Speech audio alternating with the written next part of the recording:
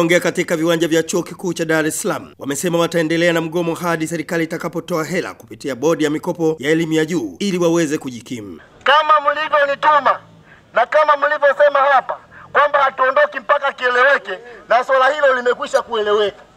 Leo hii hatulali pesa mpaka inaingia kwenye akaunti zetu. Makamu mkuu wa chuo kikuu cha Dar es Salaam Profesa Rwekaza Mkandala amekiri madai ya wanafunzi hao 7,000 kati ya 10,000 wanaofadhiliwa na bodi ya mikopo ya elimu ya juu kuwa ni ya msingi na kuwataka wanafunzi kurejea madarasani, kwani amewasiliana na bodi na kuahidi kupeleka fedha zao mapema. Wanaofadhiliwa na serikali ni zaidi ya 10,000 na karibu 12,000 wanaofadhiliwa na serikali.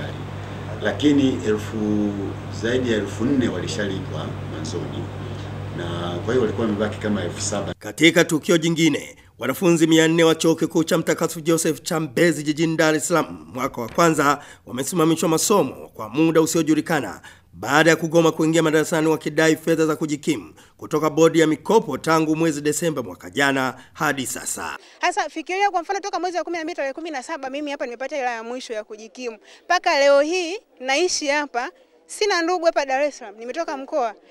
Chumba nimepanga ile pale chuo hakina hostel. Nimepanga, naishi maisha gani? Makamu mkuu wa chuo cha Mtakatifu Joseph Bwana Royora Protip aliambatana na mkuu wa wanafunzi wamekiri madai ya wanafunzi hao kuwa ya msingi na kuongeza kuwa waliomba utulivu wa kuingia madarasani wakati wakifuatilia madai yao bodi ya mikopo bila mafanikio, na uongozi kuchukua uamuzi wa kuwasimamisha wanafunzi wote wa mwaka wa kwanza hadi vikao vya bodi vitakavyoamua vinginevyo. There is a regulation and bylaw what we are following. The college have an inquiry panel.